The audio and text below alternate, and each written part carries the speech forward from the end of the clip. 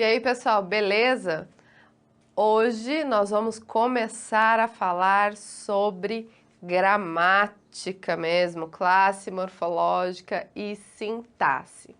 Então, para a gente começar, né, a gente vai falar sobre a classe morfológica em torno da qual basicamente tudo gira, que é o verbo. Para isso, eu construí um textinho, certo? Para a gente começar a analisar a língua sempre em contexto, né? Não dá para ficar analisando a língua com palavras isoladamente. Então, nessa manhã, quando acordei, olhei para o relógio e vi que estava atrasada. Corri para o banheiro, olhei para o espelho e não reconheci a pessoa refletida ali. A menina de outrora tornou-se uma mulher. Enquanto lá fora chovia, aqui dentro nascia uma nova pessoa, que queria descobrir todos os segredos do mundo. Olha lá, estava inspirada, né, quando eu escrevi esse texto aí para aula. Bom, vamos dar uma olhadinha em algumas palavras desse texto. Acordei, olhei, vi, corri, reconheci. Essas são palavras que estão indicando ações, certo? Mas nós temos aí outras palavrinhas também. A gente sabe que na língua as palavras que indicam ação são verbos. Então essa é uma definição clássica, né, de verbo. Palavra que expressa o sentido de ação. Só que o verbo não expressa só esse sentido de ação. Olha lá o estava. Eu estava atrasada. Estar atrasada aí é um estado, não é uma ação. Então o verbo também indica o processo, um outro processo que é estado. Agora, tornou-se, a menina tornou-se uma mulher. E ser mulher é um estado, mas tornar-se, a gente tem uma mudança de estado. Então, também é um verbo, tornou. Chover. Chover indica um fenômeno da natureza. Também é verbo. Nascer. Pode falar que nascer, Lívia, nascer é uma ação, mas é muito mais uma ocorrência, como morrer. Então, o verbo também expressa essa ideia. E querer também expressa a ideia de desejo. Então, olha lá, a noção de verbo vai muito além daquela clássica aí, verbo é a palavrinha que indica ação, certo? A palavra, o verbo pode indicar ação, estado, mudança de estado, fenômeno da natureza, ocorrência e desejo. Olha só, vai muito além então daquela noçãozinha restrita de verbo indicação. Mas além dessas noções de ação, processo, estado que o verbo indica, o verbo também pode ter um valor nominal. Como assim? O verbo também na oração pode desempenhar, ter o mesmo valor que os substantivos, os adjetivos e os advérbios. Olha lá o verbo no infinitivo. Lívia, o que é o verbo no infinitivo? É o verbo que tem essa desinênciazinha que é R no final. Amar, beber, partir. Esses verbos estão na sua forma nominal de infinitivo.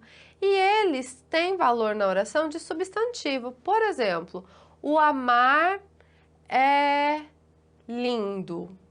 Então, olha lá, o amar, coloquei um artigo na frente de amar. Esse amar deixou de ser verbo. Agora ele passa a desempenhar a função de substantivo, ok? O gerúndio. Como eu sei, Lívia, que o verbo está na sua forma nominal de gerúndio? Porque ele termina com NDO. Amando, bebendo, partindo. O gerúndio tem valor de advérbio, assim como o amar vai ter valor de substantivo, o gerúndio valor de advérbio. E o particípio? Como que eu sei quando o verbo está na sua forma nominal de particípio? Quando ele vai terminar com ado e ido, amado, bebido, partido. O verbo no particípio, ele vai ter valor de adjetivo. Por isso que a gente chama de formas nominais do verbo. Nesse caso, o verbo não está expressando ideia, noção de ação, processo ou estado, mas ele vai funcionar na oração como se fosse nomes, por isso, forma nominal.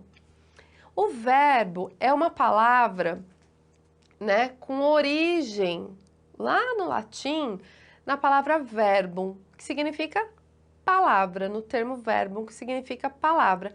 Por isso, então, que quando a gente foi falar dos diferentes tipos de linguagem, a gente falou em linguagem verbal e linguagem não verbal. Às vezes as pessoas confundem e falam linguagem verbal é a linguagem com verbo. Não, linguagem verbal, lembra que a gente viu? É a linguagem que tem palavras. E a não verbal é a linguagem que tem imagens, né? Outros elementos comunicativos e não palavras. Então, a linguagem verbal, ela é construída com base nos verbos, nas palavras. Na morfologia, o verbo é uma classe gramatical, uma classe de palavras, certo? Assim como nós temos outras, como substantivos, adjetivos, advérbios. Na sintaxe, a gente vai ver que o verbo, ele vai ser o centro de vários enunciados, né? A gente vai chamar de oração, que a gente vai ver. Então, na sintaxe, que é onde a gente vai ter a combinação e a organização das palavras e as funções que uma palavra vai desempenhar em relação a outras palavras, o verbo vai ter um papel principal. Tanto que eu sempre falo para os meus alunos, quando você for começar a análise sintática, a primeira coisa que você faz, acha o verbo, localiza os verbos naquele período, que vai facilitar a análise e a compreensão do enunciado como um todo. Então, os enunciados, eles são formados obedecendo uma determinada organização, certo? Uma estrutura relacionando e combinando palavras. A gente não pode simplesmente sair colocando as palavras na ordem que a gente quiser. E esse sistema de regras que organiza essas palavras é chamado de sintaxe, certo? Que determina, por exemplo, se eu tenho meninos, então as palavras que acompanham esse substantivo têm que concordar em gênero e número. O artigo, os, o adjetivo, bonitos, tem que concordar. Tudo isso quem determina é a sintaxe. Na sintaxe, a gente fala aí em 3 conceitos muito importantes. Um é a da frase, o conceito da frase. Frase é um enunciado com sentido completo, sentido lógico, e ela pode ou não ter verbo. Fala, mas eu posso ter frase sem verbo? Pode, você pode ter frase com uma palavra só, por exemplo, fogo. Se eu gritar fogo, as pessoas que estão perto de mim provavelmente vão sair correndo, porque essa única palavra já vai passar o sentido de que, gente, cuidado, tá pegando fogo aqui, vamos sair desse lugar. Então, a gente tem uma única palavra expressando passando uma ideia completa, lógica, então a gente tem uma frase. Essa é chamada frase nominal, porque não tem verbo. Se tivesse verbo, frase verbal.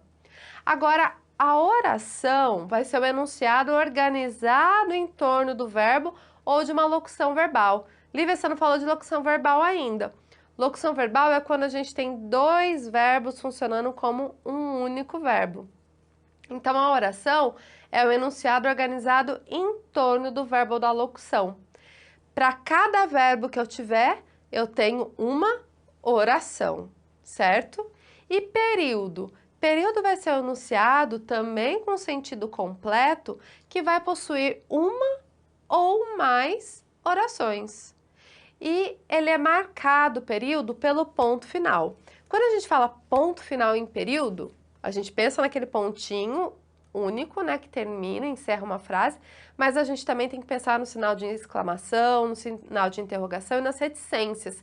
Eles também servem, esses sinais também servem para encerrar períodos. Então, vejam, olhem só esse exemplo. Eu peguei lá daquele textinho que eu construí para a nossa aula. Nessa manhã, quando acordei, olhei para o relógio e vi que estava atrasada. Eu grifei, eu separei aí, deixei coloridinho, os verbos que eu falei para vocês. Primeira coisa em análise sintática que a gente vai fazer, localizar verbo. Não precisa ser só análise sintática não, tá? Quando a gente tem que analisar morfossintaticamente um enunciado, a primeira coisa que a gente faz é localizar os verbos. Então, olha lá. Nessa manhã, quando acordei, eu tenho uma oração. Todas as informações estão ao redor do verbo acordar. Olhei para o relógio. Todas essas informações giram ao redor do verbo olhar. E vi. Nossa, Lívia, que curtinho. Mas são as informações que nós temos junto com esse verbo. A gente pode ter orações formadas apenas por um único verbo. Não tem problema. Que estava atrasada, outra oração. Então, olha, nessa manhã, quando acordei, olhei para o relógio e vi que estava atrasada. Nós temos 4 orações. 4 orações dentro de um único período. Porque olha só, eu só tenho um ponto aqui encerrando, um ponto final. Então eu tenho um período, dentro desse período eu tenho 4 orações. Esse período é chamado de período composto.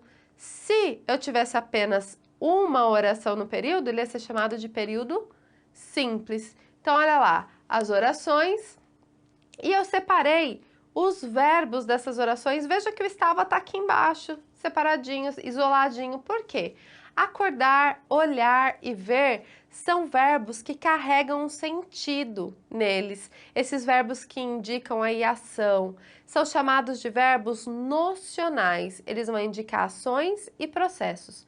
Mas nós temos alguns verbos também extremamente importantes na língua que vão fazer a ligação entre o sujeito e o elemento que dá uma característica para esse sujeito. Então, olha só, eu estava atrasada, né? Se a gente pensar no sujeito do verbo estar aqui, o sujeito sou eu, certo? Dentro do contexto. Eu que acordei, olhei para o relógio e vi, eu estava atrasada. Veja que esse verbo estar, ele não está indicando uma ação, nem um processo.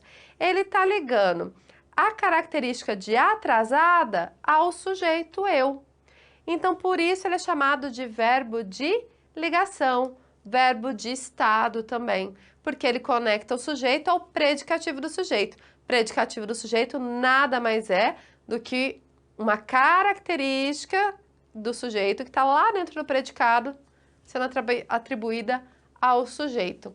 Já os verbos de cima, acordei, olhei, vi, eles vão indicar ações, processos, e eles serão sempre núcleo do predicado, tá? Já os verbos de ligação, não. Eles só têm essa função de ligar, beleza? Essa foi a nossa conversa inicial sobre verbos. Daqui a pouco a gente se encontra de novo para falar mais sobre eles. Até mais!